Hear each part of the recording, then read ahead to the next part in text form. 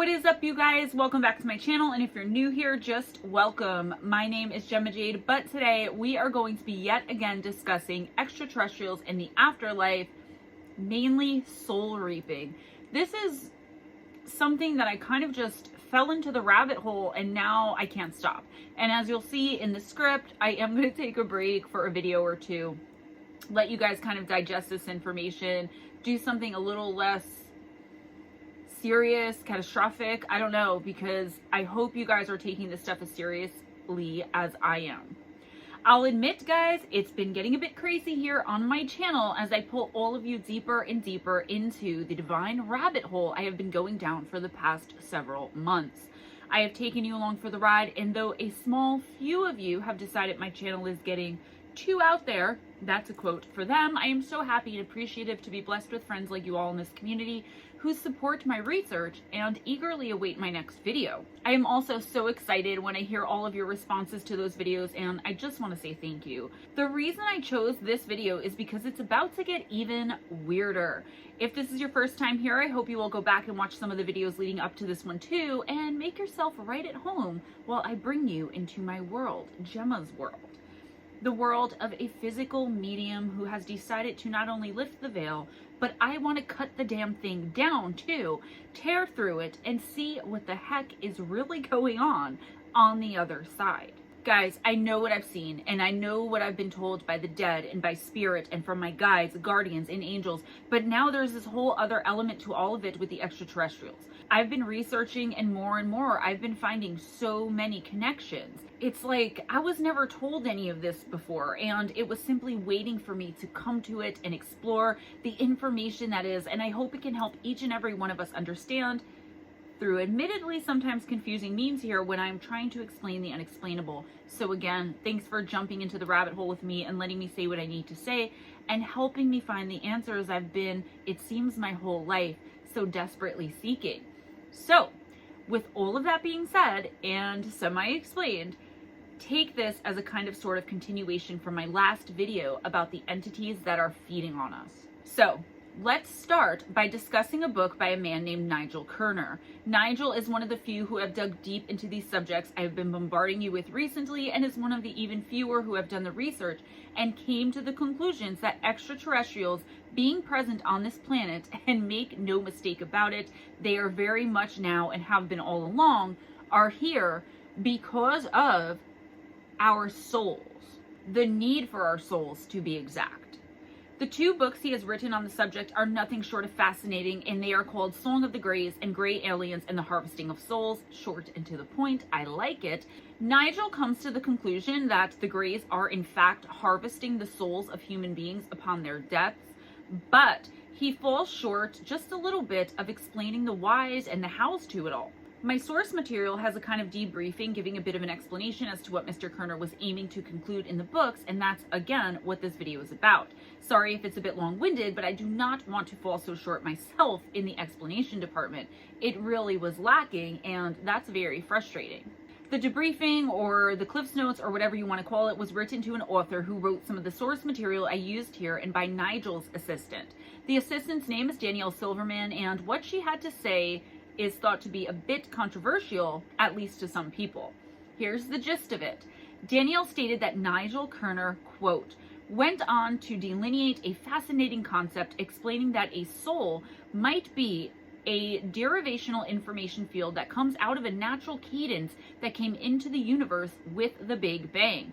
This field holds the power to maintain information in what he calls a morphogenetic electrospatial field with an eternal scope of existence in whatever form circumstance will allow. The soul is thus an ancestrally contiguous and coherent mechanism for holding information. Nigel argued that if the Greys are an artificially created and manufactured roboidal form, then they would find our facility for soul an analog to their own creators. This would be an analog that they would want to try and combine with their own natures themselves. The Greys, he argued, were synthetic biological programmed artificially intelligent machine entities sent out as super intelligent robots far more advanced than those we now ourselves send out to explore the universe. They are, however, subject to wear and tear, as indeed are all atomically derived entities, through the second law of thermodynamics, which drives them into greater and greater states of decay with time. A non-atomic property, however, such as a soul, is immune to the second law. Thus, this property was their ultimate goal, their holy grail, so to speak. It was a property that they could never know or understand in its own terms as purely atomic artificial creations. Their only perception of it was the effect it has on atoms, the difference in other worlds between a naturally living entity and their artificial state. Ironically, what these artificially intelligent entities are seeking is eternal survivability.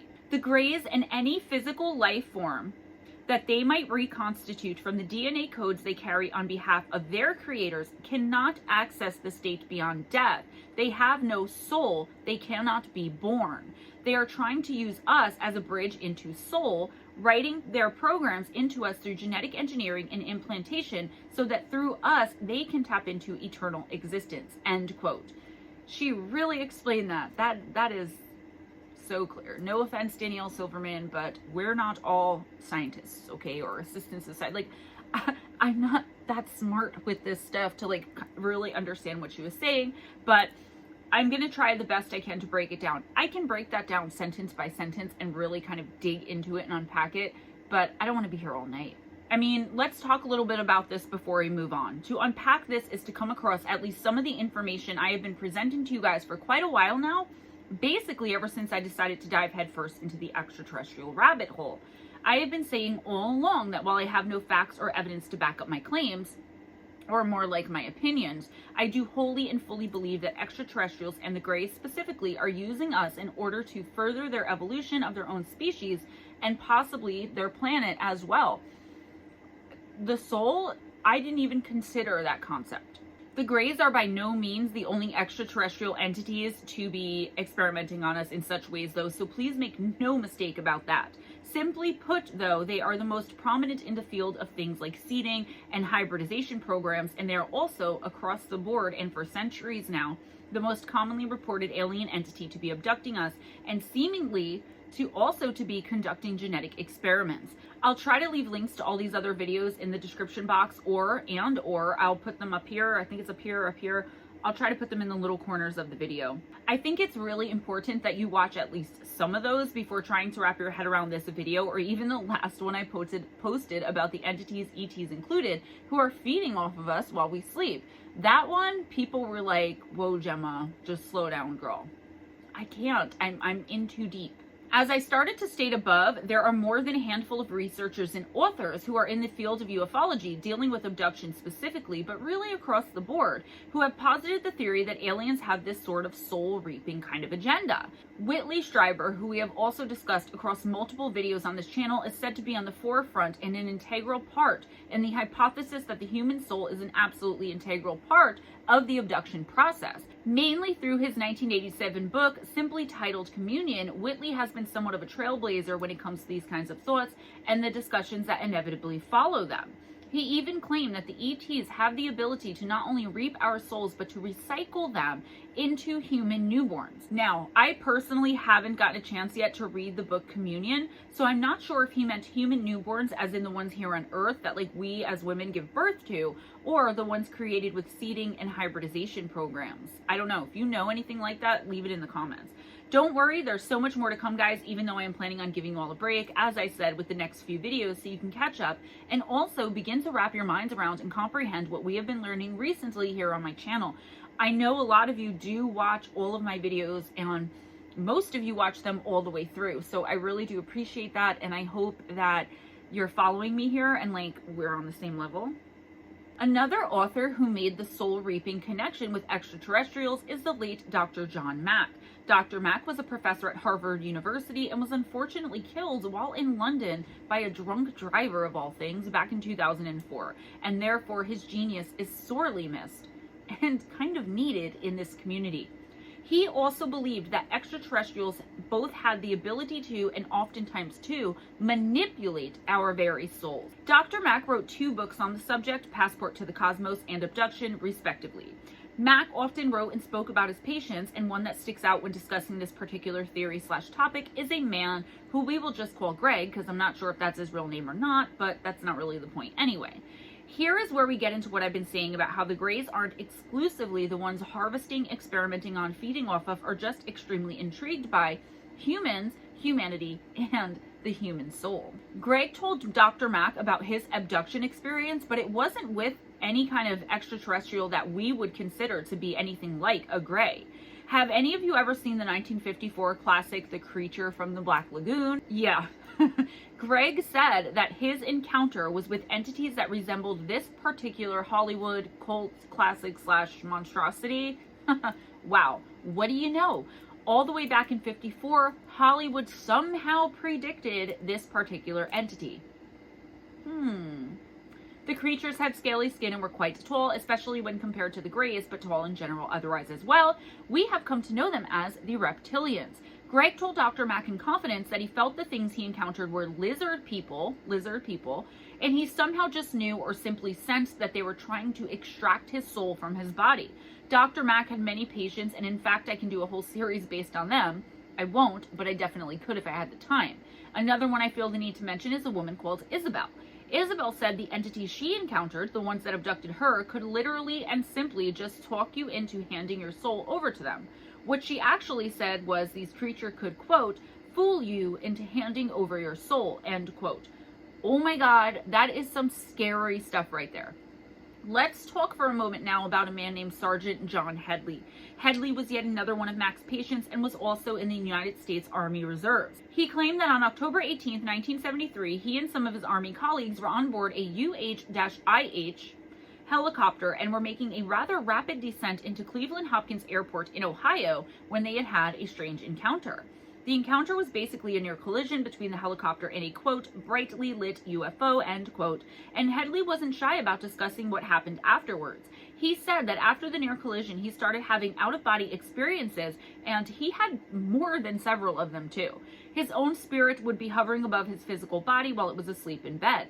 Here's the thing though, his experience is much different, though not really uncommon. Sergeant Headley's out-of-body experiences started after his encounters with a UFO and not after having been abducted. So what does that mean exactly? I'm so glad you asked. It's basically just showing how it doesn't matter what your encounter is or with what.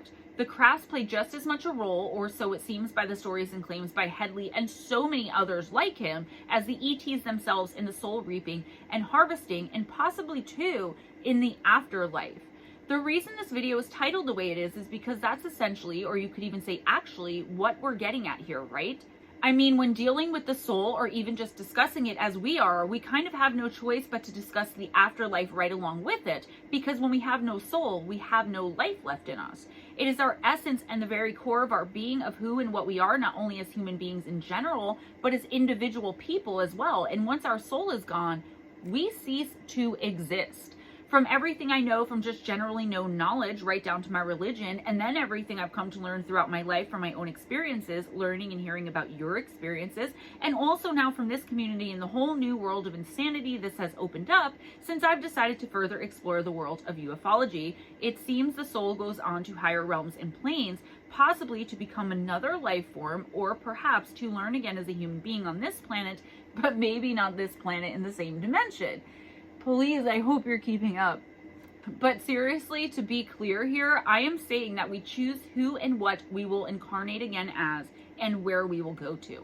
I know when we choose to be a human being here on earth with all of the problems and issues that ego and my Christianity and religion tell me sin as well, and first and foremost, we absolutely need to learn something.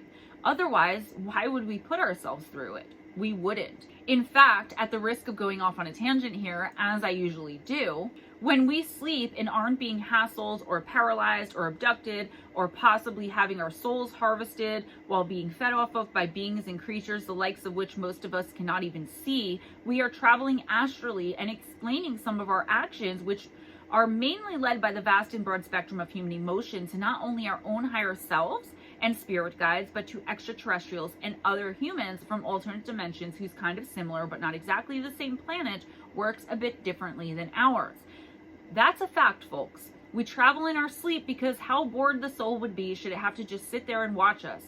But this just came to me. Would it be in a better position as a protector? It kind of is in a way. Have you ever just started drifting off to sleep and then all of a sudden you jump and you're wide awake with a bit of a start? Ever dreamt you were falling and it seems so dang real it wakes you up quickly, and as I already said, with a startle? Well, what do you all think that is? It's your soul realizing you're going to wake up before it anticipated you would and jumping very quickly back into your body. This is also why we are so vulnerable and at risk to things like feeding and lurking shadow people and even demons while asleep, because we have perfectly good human bodies just laying there primed to be jumped and possibly possessed. But if you want me to talk more about this, about spirit and our soul and things I've discussed with my ancestors and guides and spirit in general, I would love to do a series on my conversations with all of those beautiful and amazing entities. Let me know in the comments, all right? Seriously. All right, tangent done, and hopefully, once again, you all are still with me. The Department of Defense contacted several other men who were on the same helicopter at the time of the UFO sighting and near collision as Headley. And the DoD seemed to be mainly interested in, almost to the point of their interviews being desperate about information of, soul harvesting, and somehow expected to get some answers out of these crewmen. I mean, it doesn't make sense, but that's what's being reported. See, guys, I know there are holes, and I'll be the first to admit major contradictions have come up, but still we can't dismiss it because it seems flawed or contradictory, because it's not something we will ever be able to fully understand unless we are finally able to know everything there is to know about every single, not only ET race, but entity in general and what their motives are. And as we all know, we basically know nothing about. And as we all know, we basically know nothing. And those of us that know anything have a very basic and general knowledge. So it's not possible to understand, because what I might know from my experiences, you might know something completely different. And this guy might know something completely different, but we all know it as fact because we all experienced it. And that's the problem with this community, the paranormal community, the ufology community in general. That's where the contradictions come in. That's where the questions come in my opinion. Therefore, I say we keep searching for answers, and I hope you'll continue to search right along with me. So what is so disturbing about the DoD and its intensive investigation into these men and the types of encounters or interactions? It shows, at least in the opinions of some, and I myself am included in this reasoning, that the United States government, at the very least, knows something about the agenda and possibly even the origins of what we can only consider them to be, and that's parasitic and vampiric alien entities and other entities as well. I am sure of it. They freaking know.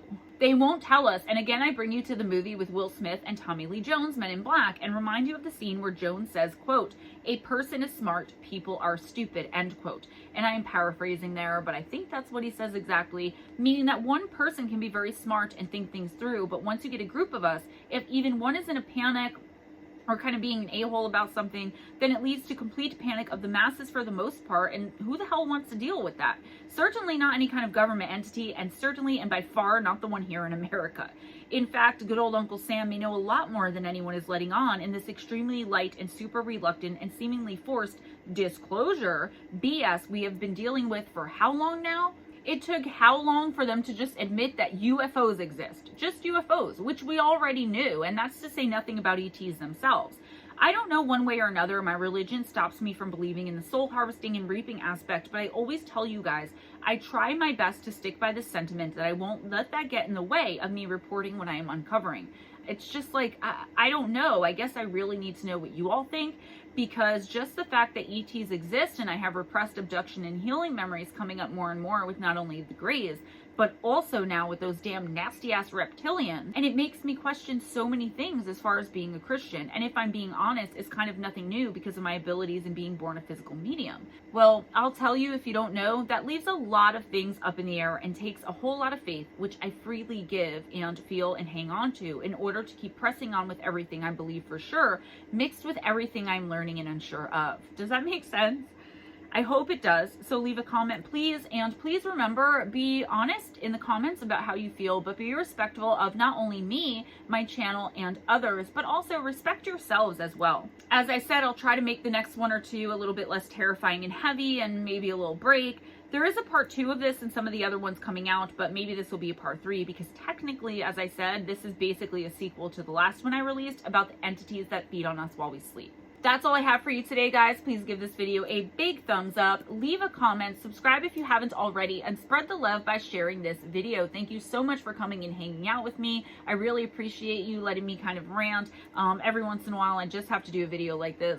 So as some of you may have noticed, I do not have my nails done, and that is because I am finally being sponsored, and it's by a gel nail polish company. I already gave myself a pedicure, and let me tell you something, this stuff is awesome. So I'm going to be running like a 1.5 minute ad in some of the next videos, maybe not the very next one, but I'm really excited about it, guys. It's my first ever sponsor, and just bear with it if you're not interested in gel nail polish, but if you are, I've got some good stuff coming up. Guys, please go on and subscribe to MoonBearOracle, my work in progress channel, as everything I'm doing, and myself included, I am a work in progress, right? Merchandise on Etsy, Gemma Jade shirts, MoonBearOracle shirts, cups, stickers, phone cases, infuser bottles, coffee mugs that actually say coffee, sneakers. Guys, go and check it out, all right? There haven't been many orders. Those of you that did order, I really appreciate you. If Etsy is a little much for you, I'm going to leave a link in the description box, not only for the Etsy merch shop, but also for my new business, which is GemmaJadeOracle's Manifestation and Intention Sprays. And I don't have a website out yet because I can't find someone to help me, and I am so techno-tarded. So if any of you out there are able to do something like that, like a Wix website for me, all I need to do is list my products. Okay, I don't need to take orders, just list my products and give my information. I'll take orders if it's not going to up the price. So right now, if you come to me and say, Gemma, I'm really lacking in self-esteem or self-love, or I have negative energy or entities around me, girl, I need help, I will specifically mix something just for you. Now I have pre-made mixes, but until I can list them, it's like whatever. So $18.95 includes shipping. I'm drop shipping from home in the continental United States only, just for now. So maybe I get that website up, and I will make something with homemade moon water, homemade Charmed by Me mini crystals, a free gift, and a handwritten note from me. And I use 100% therapeutic grade essential oils and mix something and charm something just for you. It is made with love and packaged with care and love. And I've sold so many. Thank you guys so much. Those of you who bought them. If I can get enough souls, I am also going to start making homemade lotions and homemade soaps as well, in all different really cool shapes like gemstones, fairies. But that's down the future, down the line, down the future. I'm going to leave a link in the description box for more of an explanation and to show you what I mean. And again, sorry for putting this at the end of every video, but I want to get it out there. Word of mouth is what's selling. You can catch me on Facebook on Gemma Jade. Don't forget, Tuesday nights, most of the time, it's me and Ghost Dragons and Crowley live from another dimension, 8 p.m. to 10 p.m. Eastern time, where we talk about things and stuff and things. How's your week? What's going down? What's new with us? What's new with you? We just want to chit chat. I'm trying to bring back the old fireside chats that Steve Stockton and I used to do. My new book is coming out very soon, 101 Terrifying Tales. It's 101 true ghost stories, or tales of terror, really. I put the Amityville Horror in there. I got some famous ones. I got a lot of personal ones. Some of your guys' stuff is in there, so please check it out. I will keep you posted on that. If you want to purchase my first book, Missing the Fae Theory, I will leave the Kindle and paperback links on Amazon in the description box. If you want an autographed and signed copy, please hit me up before you make the purchase. You can email me at GemmaJadeParanormal@gmail.com if you have any encounters with the supernatural, paranormal, extraterrestrial, otherworldly, dark, sinister, evil, beautiful, whatever your otherworldly encounters are. I will put them in a listener encounters video. I'm hoping to do 16 very soon with all the ones you guys sent in over the past 2 or 3 months. Thank you so much for everyone who's participated in the first 15 and now this one. Keep sending them in, guys, even when I'm not asking for them, because I'll just keep being able to continue doing listener encounters without having to constantly wait for encounters to come in. If you would like a personal intuitive oracle reading with me, please contact me at MoonBearOracle@gmail.com or GemmaJadeParanormal@gmail.com for more information on that. It's a 7 to 12 card pull, sometimes 15 cards too, and I just give you a general reading about your life. If you have questions, that's cool too. I am now doing 1 hour live through video chat of your choice, like Skype, Zoom, Duo, Facebook, iPhone, whatever video chat thing you want to use. I'm so bad with technology. For 1 hour, you can book it with me and we can discuss things. Like I can do a full reading for you and just pull cards as you ask questions. And I've done many of them. They've gone so well. Also, someone booked an hour with me to discuss shadow people. They've had an experience and they really want to know what's going on. So please hit me up as well about that. My email addresses are MoonBearOracle@gmail.com and GemmaJadeParanormal@gmail.com. If you'd like to make a donation to the channel, PayPal, Cash App, Amazon wish list gift link, and my Patreon, all in the description box. Guys, thank you so much for the donations. I am an up-and-coming YouTube creator, so they really help. And don't forget, Wednesday nights live from 7:15 to 11:15, 11:30-ish p.m. Eastern time. It's me and Ghost Dragon ZW, where I do a 1-card pull, a random oracle card from a random oracle deck. I have like 70 something, maybe 80 now. Everyone who comes in gets a reading. It's a weekly reading with 1 card if you want one. Otherwise, just come on in and hang out. People do it all the time. It's first come, first serve. So try to get your name on the list by like 10:45 p.m. Eastern so I can fit you in, make sure I get everyone in. Guys, be kind to each other. It doesn't cost anything. Be kind to yourself and never accept anything less than others being kind to you. Always go in grace. Smile at a stranger today, and I will see you next time. Man, I talk too much. Bye-bye.